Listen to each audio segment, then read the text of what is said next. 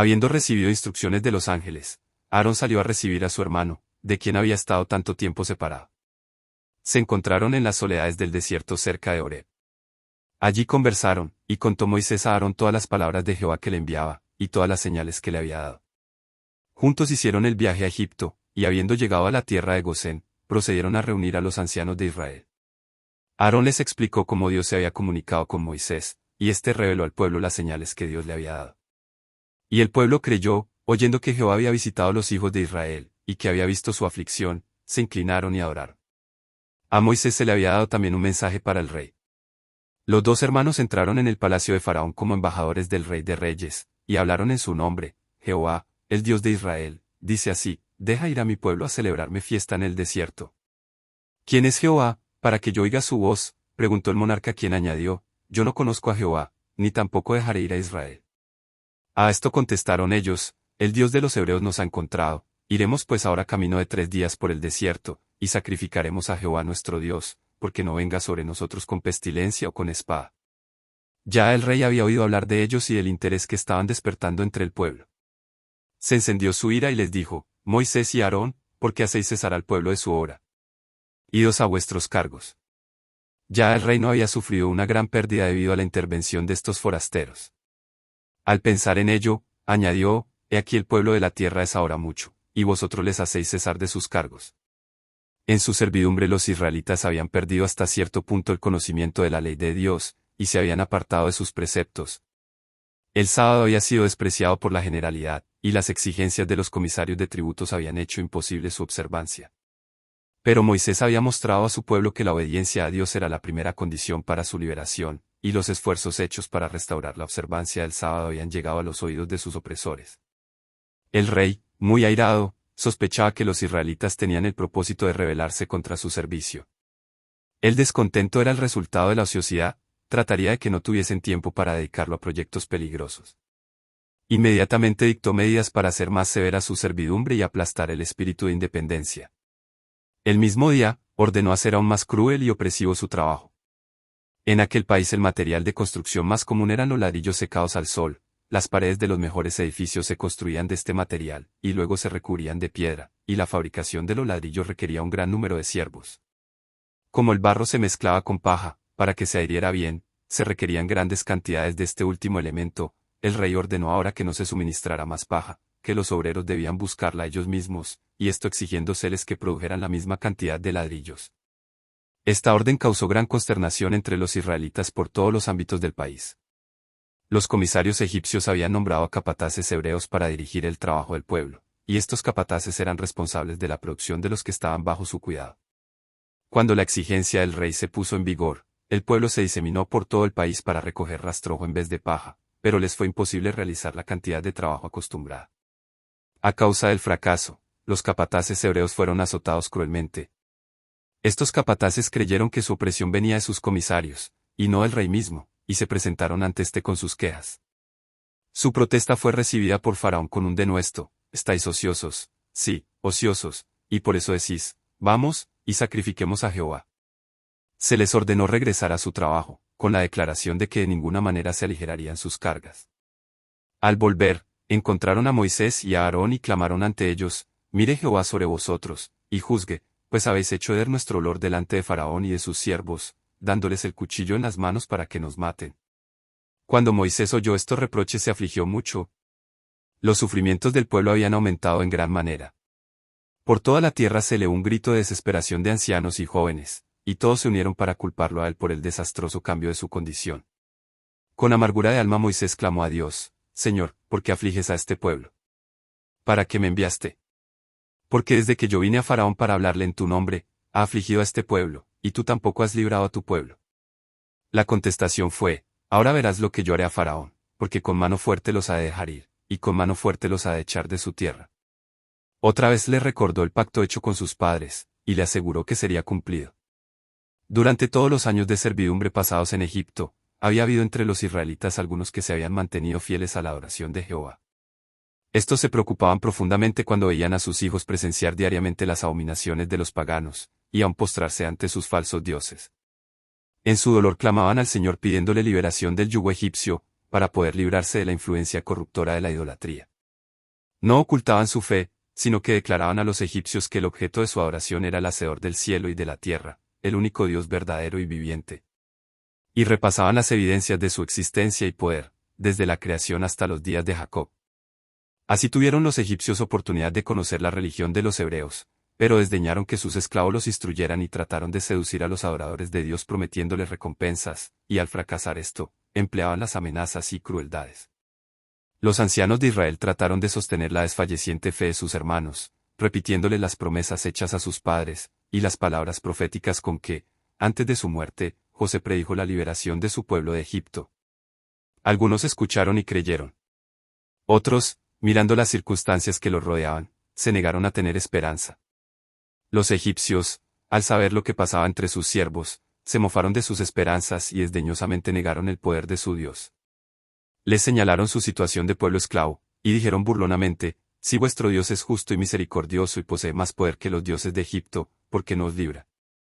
Los egipcios se jactaban de su propia situación. Adoraban deidades que los israelitas llamaban dioses falsos, y no obstante eran una nación rica y poderosa.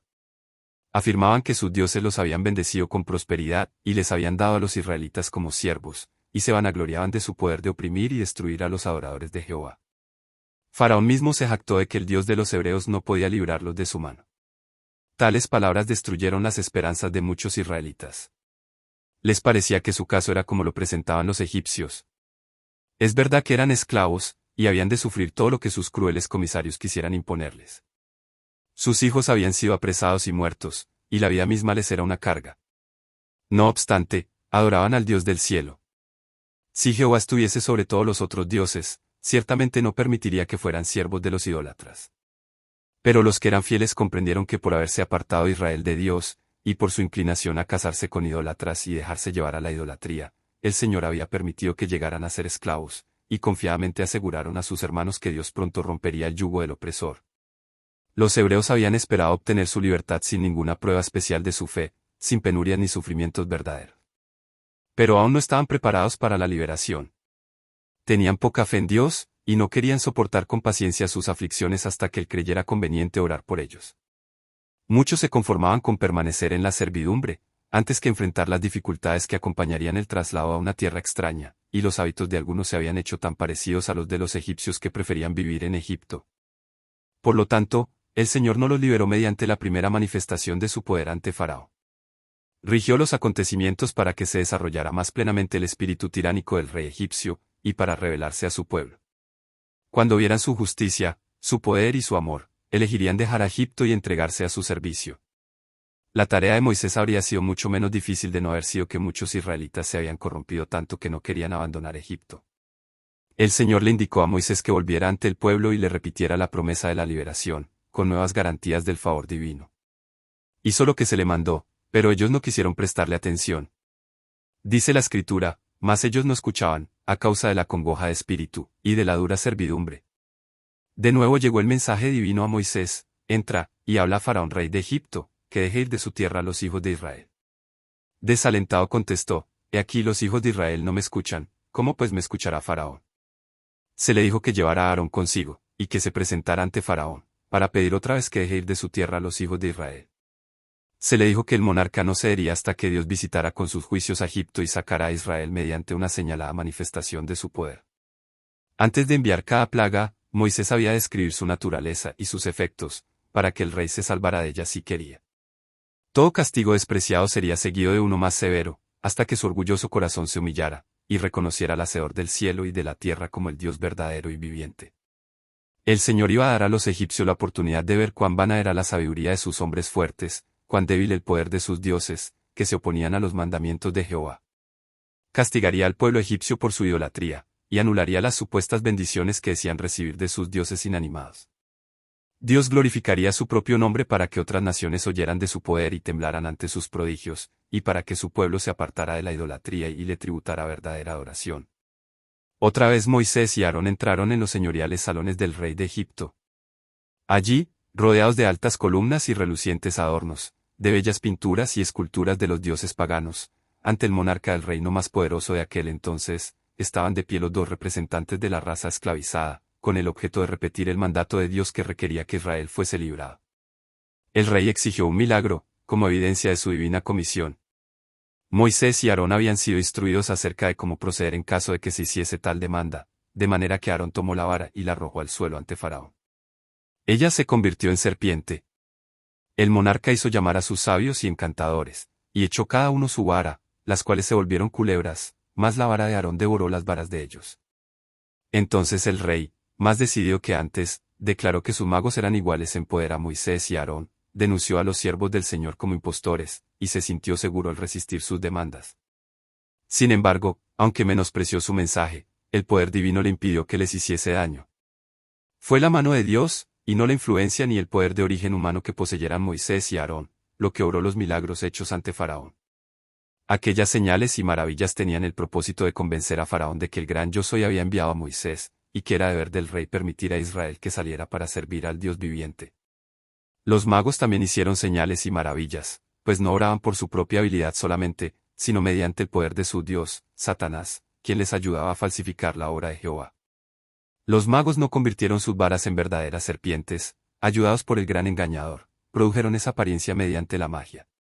Estaba más allá del poder de Satanás cambiar las varas en serpientes vivas. El príncipe del mal, aunque posee toda la sabiduría y el poder de un ángel caído, no puede crear o dar vida, esta prerrogativa pertenece solo a Dios. Pero Satanás hizo todo lo que estaba a su alcance. Produjo una falsificación. Para la vista humana las varas se convirtieron en serpientes. Así lo creyeron Faraón y su corte. Nada había en su apariencia que las distinguiese de la serpiente producida por Moisés. Aunque el Señor hizo que la serpiente verdadera se tragara las falsas, Faraón no lo consideró como obra del poder de Dios, sino como resultado de una magia superior a la de sus siervos. Faraón deseaba justificar la terquedad que manifestaba al resistirse al divino mandato, y buscó algún pretexto para menospreciar los milagros que Dios había hecho por medio de Moisés. Satanás le dio exactamente lo que quería. Mediante la obra que realizó por intermedio de los magos, hizo aparecer ante los egipcios a Moisés y Aarón como simples magos y hechiceros, y dio así a entender que su demanda no merecía el respeto debido al mensaje de un ser superior. En esta forma la falsificación satánica logró su propósito, envalentonó a los egipcios en su rebelión y provocó el endurecimiento del corazón de Faraón contra la convicción del Espíritu Santo. Satanás también esperaba turbar la fe de Moisés y de Aarón en el origen divino de su misión, a fin de que sus propios instrumentos prevaleciesen. No quería que los hijos de Israel fuesen libertados de su servidumbre, para servir al Dios viviente. Pero el príncipe del mal tenía todavía un objeto más profundo al hacer sus maravillas por medio de los magos.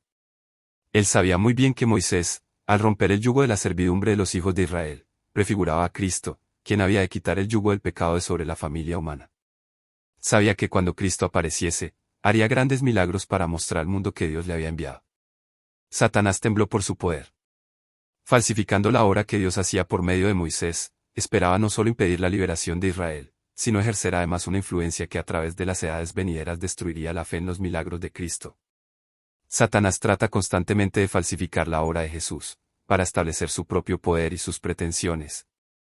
Induce a los hombres a explicar los milagros de Cristo como si fueran resultado de la habilidad y del poder humanos. De esa manera destruyen muchas mentes la fe en Cristo como Hijo de Dios, y las lleva a rechazar los bondadosos ofrecimientos de misericordia hechos mediante el plan de redención. A Moisés y a Aarón se les indicó que a la mañana siguiente se dirigieran a la ribera del río, a donde solía ir el rey. Como las crecientes del Nilo eran la fuente del alimento y la riqueza de todo Egipto, se adoraba a este río como un dios, y el monarca iba allá diariamente a cumplir sus devociones.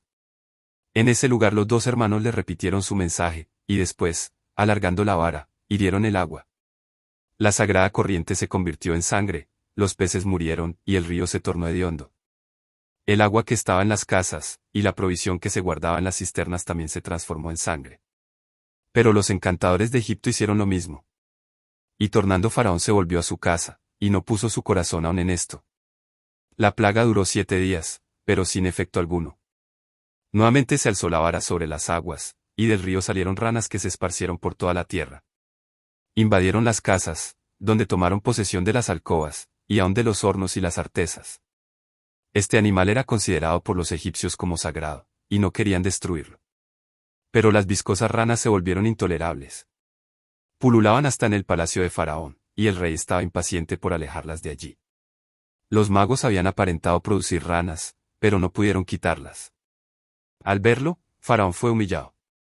Llamó a Moisés y a Aarón y dijo, Ora a Jehová que quite las ranas de mí y de mi pueblo, y dejaré ir al pueblo, para que sacrifique a Jehová. Luego de recordar al rey su jactancia anterior, le pidieron que designara el tiempo en que debieran orar para que desapareciera la plaga. Faraón designó el día siguiente, con la secreta esperanza de que en el intervalo las ranas desapareciesen por sí solas, librándolo de esa manera de la amarga humillación de someterse al Dios de Israel. La plaga, sin embargo, continuó hasta el tiempo señalado, en el cual en todo Egipto murieron las ranas, pero permanecieron sus cuerpos putrefactos corrompiendo la atmósfera. El Señor pudo haber convertido las ranas en polvo en un momento, pero no lo hizo, no fuese que una vez eliminadas, el rey y su pueblo dijeran que había sido el resultado de hechicerías y encantamientos como los que hacían los magos. Cuando las ranas murieron, fueron juntadas en montones. Con esto, el rey y todo Egipto tuvieron una evidencia que su vana filosofía no podía contradecir, vieron que esto no era obra de magia, sino un castigo enviado por el Dios del cielo. Y viendo Faraón que le habían dado reposo, agravó su corazón. Entonces, en virtud del mandamiento de Dios, Aarón alargó la mano, y el polvo de la tierra se convirtió en piojos por todos los ámbitos de Egipto. Faraón llamó a sus magos para que hiciesen lo mismo, pero no pudieron. La obra de Dios se manifestó entonces superior a la de Satanás. Los magos mismos reconocieron, dedo de Dios es este. Pero el rey aún permaneció inconmovible. Las súplicas y amonestaciones no tuvieron ningún efecto, y se impuso otro castigo. Se predijo la fecha en que había de suceder para que no se dijera que había acontecido por casualidad. Las moscas llenaron las casas y lo invadieron todo, y la tierra fue corrompida a causa de ellas. Estas moscas eran grandes y venenosas y sus picaduras eran muy dolorosas para hombres y animales. Como se había pronosticado, esta plaga no se extendió a la tierra de Gosén. Faraón ofreció entonces permitir a los israelitas que hiciesen sacrificios en Egipto, pero ellos se negaron a aceptar tales condiciones. No conviene, dijo Moisés, que hagamos así, porque sacrificaríamos a Jehová nuestro Dios la abominación de los egipcios. He aquí, si sacrificáramos la abominación de los egipcios delante de ellos, no nos apedrearían. Los animales que los hebreos tendrían que sacrificar eran considerados sagrados por los egipcios, y era tal la reverencia en que los tenían, que aun el matar a uno accidentalmente era crimen punible de muerte. Sería imposible para los hebreos adorar en Egipto sin ofender a sus amos. Moisés volvió a pedir al monarca que se les permitiese internarse 3 días de camino en el desierto. El rey consintió, y rogó a los siervos de Dios que implorasen que la plaga fuese quitada. Ellos prometieron hacerlo, pero le advirtieron que no los tratara engañosamente. Se detuvo la plaga, pero el corazón del rey se había endurecido por la rebelión pertinaz, y todavía se negó a ceder. Siguió un golpe más terrible. La peste atacó a todo el ganado egipcio que estaba en los campos. Tanto los animales sagrados como las bestias de carga, las vacas, bueyes, ovejas, caballos, camellos y asnos, todos fueron destruidos. Se había dicho claramente que los hebreos serían exonerados, y Faraón, al enviar mensajeros a las casas de los israelitas, comprobó la veracidad de esta declaración de Moisés. Del ganado de los hijos de Israel no murió uno. Todavía el rey se mantenía obstinado. Se le ordenó entonces a Moisés que tomase cenizas del horno y que las esparciese hacia el cielo delante de Faraón. Este acto fue profundamente significativo. 400 años antes, Dios había mostrado a Abraham la futura opresión de su pueblo, bajo la figura de un horno humeante y una lámpara encendida. Había declarado que visitaría con sus juicios a sus opresores, y que sacaría a los cautivos con grandes riquezas.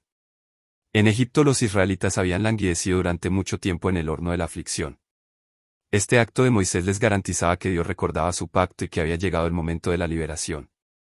Cuando se esparcieron las cenizas hacia el cielo, las diminutas partículas se diseminaron por toda la tierra de Egipto, y doquiera cayeran producían granos, tumores apostemados así en los hombres, como en las bestias. Hasta entonces los sacerdotes y los magos habían alentado a Faraón en su obstinación, pero ahora el castigo los había alcanzado también a ellos. Atacados por una enfermedad repugnante y dolorosa, ya no pudieron luchar contra el Dios de Israel, y el poder del que habían alardeado los hizo despreciables. Toda la nación vio cuán insensato era confiar en los magos, ya que ni siquiera podían protegerse a sí mismos. Pero el corazón de Faraón seguía endureciéndose. Entonces el Señor le envió un mensaje que decía: Yo enviaré esta vez todas mis plagas a tu corazón, sobre tus siervos, y sobre tu pueblo, para que entiendas que no hay otro como yo en toda la tierra y a la verdad yo te he puesto para declarar en ti mi potencia. No era que Dios le hubiese dado vida para este fin, sino que su providencia había dirigido los acontecimientos para colocarlo en el trono en el tiempo mismo de la liberación de Israel. Aunque por sus crímenes, este arrogante tirano había perdido todo derecho a la misericordia de Dios, se le había preservado la vida para que mediante su terquedad el Señor manifestara sus maravillas en la tierra de Egipto. La disposición de los acontecimientos depende de la providencia de Dios. Él pudo haber colocado en el trono a un rey más misericordioso, que no hubiera osado resistir las poderosas manifestaciones del poder divino. Pero en ese caso los propósitos del Señor no se hubieran cumplido. Permitió que su pueblo experimentara la terrible crueldad de los egipcios, para que no fuesen engañados por la degradante influencia de la idolatría. En su trato con Faraón, el Señor manifestó su odio por la idolatría, y su firme decisión de castigar la crueldad y la opresión. Dios había declarado tocante a Faraón: yo empero endureceré su corazón, de modo que no dejará ir al pueblo. No fue ejercido un poder sobrenatural para endurecer el corazón del rey. Dios dio a Faraón las evidencias más notables de su divino poder, pero el monarca se negó obstinadamente a aceptar la luz. Toda manifestación del poder infinito que él rechazara le empecinó más en su rebelión. El principio de rebelión que el rey sembró cuando rechazó el primer milagro, produjo su cosecha. Al mantener su terquedad y aumentarla gradualmente, su corazón se endureció más y más, hasta que fue llamado a contemplar el rostro frío de su primogénito muerto. Dios habla a los hombres por medio de sus siervos, dándoles amonestaciones y advertencias y censurando el pecado. Da a cada uno oportunidad de corregir sus errores antes de que se arraiguen en el carácter, pero si uno se niega a corregirse, el poder divino no se interpone para contrarrestar la tendencia de su propia acción. La persona encuentra que le es más fácil repetirla. Va endureciendo su corazón contra la influencia del Espíritu Santo. Al rechazar después la luz se coloca en una posición en la cual aún una influencia mucho más fuerte será ineficaz para producir una impresión permanente. El que se dio una vez a la tentación cederá con más facilidad la segunda vez. Toda repetición del pecado aminora la fuerza para resistir, ciega los ojos y ahoga la convicción. Toda simiente de complacencia propia que se siembre dará fruto. Dios no obra milagros para impedir la cosecha. Todo lo que el hombre sembrare, eso también segará. El que manifiesta una temeridad incrédula e indiferencia hacia la verdad divina, no cosecha sino lo que sembró. Es así como las multitudes escuchan con obstinada indiferencia las verdades que una vez conmovieron sus almas. Sembraron descuido y resistencia a la verdad, y eso es lo que recogen. Los que están tratando de tranquilizar una conciencia culpable con la idea de que pueden cambiar su mala conducta cuando quieran, de que pueden jugar con las invitaciones de la misericordia, y todavía seguir siendo impresionados, lo hacen por su propia cuenta y riesgo. Ponen toda su influencia del lado del gran rebelde, y creen que en un momento de suma necesidad, cuando el peligro los rodee, podrán cambiar de jefe sin dificultad. Pero esto no puede realizarse tan fácilmente. La experiencia, la educación, la práctica de una vida de pecaminosa complacencia, amoldan tan completamente el carácter que impiden recibir entonces la imagen de Jesús. Si la luz no hubiese alumbrado su senda, su situación habría sido diferente. La misericordia podría interponerse, y darles oportunidad de aceptar sus ofrecimientos, pero después que la luz haya sido rechazada y menospreciada durante mucho tiempo será por fin retirada. Se amenazó a Faraón con una plaga de granizo y se le advirtió: envía pues a recoger tu ganado, y todo lo que tienes en el campo, porque todo hombre o animal que se hallare en el campo, y no fuere recogido a casa, el granizo descenderá sobre él, y morirá. La lluvia o el granizo eran en Egipto una cosa inusitada, y, tormenta como la predicha, nunca antes se había visto. La noticia se extendió rápidamente, y todos los que creyeron la palabra del Señor reunieron su ganado, mientras los que menospreciaron la advertencia lo dejaron en el campo. En esa forma, en medio de un castigo se manifestó la misericordia de Dios, se probó a las personas, y se mostró cuántos habían sido llevados a temer a Dios mediante la manifestación de su poder. La tormenta llegó según lo predicho, truenos, granizo y fuego mezclados, tan grande, cual nunca hubo en toda la tierra de Egipto desde que fue habitada. Y aquel granizo hirió en toda la tierra de Egipto todo lo que estaba en el campo, así hombres como bestias, asimismo hirió el granizo toda la hierba del campo, y desgajó todos los árboles del país. La ruina y la desolación marcaron la senda del ángel destructor. Solo se salvó la región de Gosén.